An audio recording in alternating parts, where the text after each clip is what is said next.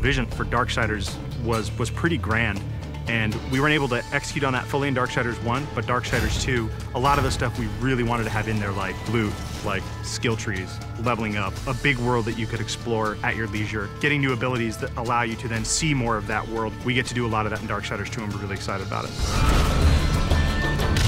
When we were coming up with the loot for the game, we had a lot of fun. We knew the weapon types and the armor and stuff that Death would wear, but obviously we want to have a lot of variety and allow people to really make their guy look different from their friends. Let me tell you about loot. It's the best new feature we're adding to Darksiders 2. You get to pick whatever gear you want to use. Do you want to use a heavy axe? Do you want to use a faster set of claws?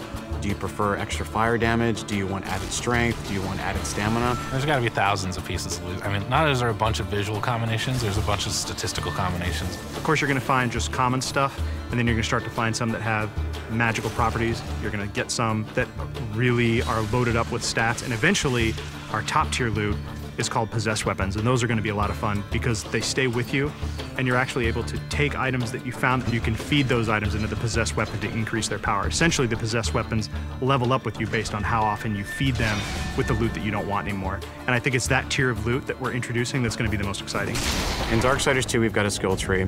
There are two major sides. You've got the Necromancer side and the Harbinger side. The Harbinger is more warrior-based, melee, in-your-face, hand-to-hand combat, weapon-based combat. Necromancer is your spellcaster.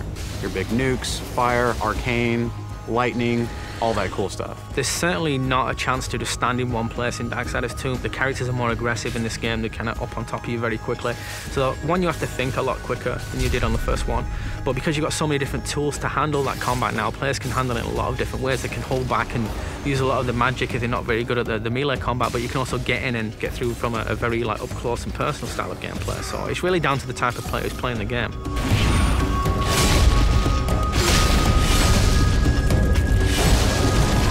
It's absolutely worth playing the game for the second time. We hold back some of our really high-end, powerful loot items for the second read-through. There are quests that are going to force you to explore the world into nooks and crannies you didn't even know existed, and to go down through some pretty serious content. And some are funny, some are serious, but there's a lot to see. It sort of harkens back to the elements that were special in old school games. That's what we really wanted to pack into Darksiders 2. We want people to sense our passion. It's a game made for gamers by gamers.